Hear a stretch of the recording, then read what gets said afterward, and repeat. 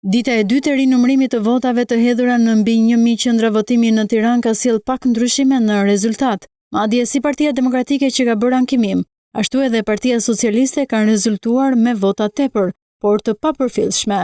Antari i Komisionit të Ankesave dhe të Sanksioneve, Ledio Braho, shprehet se situata është mbi vlerësimin e votave të pavlefshme dhe se nuk shikon veprime të qëllimshme.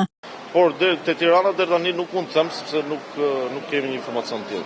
Si një nga iniciatorët e hapjes së kutive, shton se përmes kësaj shuhen kundërshtimet.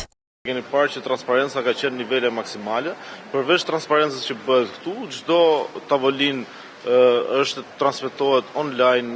Megjithatë, Tiranën e sheh krejt ndryshe nga Dibra, ku vetë Braho vëren probleme.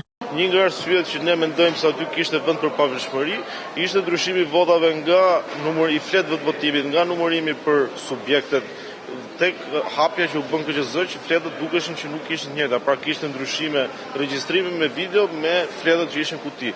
Çka tregon se në një moment caktuar nga një grup numërimi është ndërhyrën fletë të votimit. Kështu që për mua ky është shkak për pavlefshmëri kur është masivisht i përdorur në një numër të caktuar.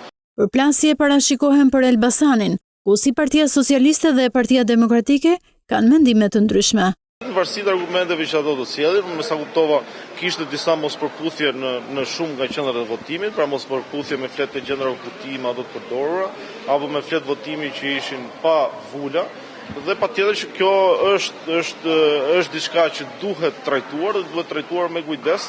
Rinumërimi i votave për kryeqytetin po realizohet me komisioner të Komisionit Qendror të Zgjedhjeve. Në 11 maj, Partia Socialiste mori 19 mandate, teksa Partia Demokratike zbriti në 13, 5 deputet u përkasin partive të vogla.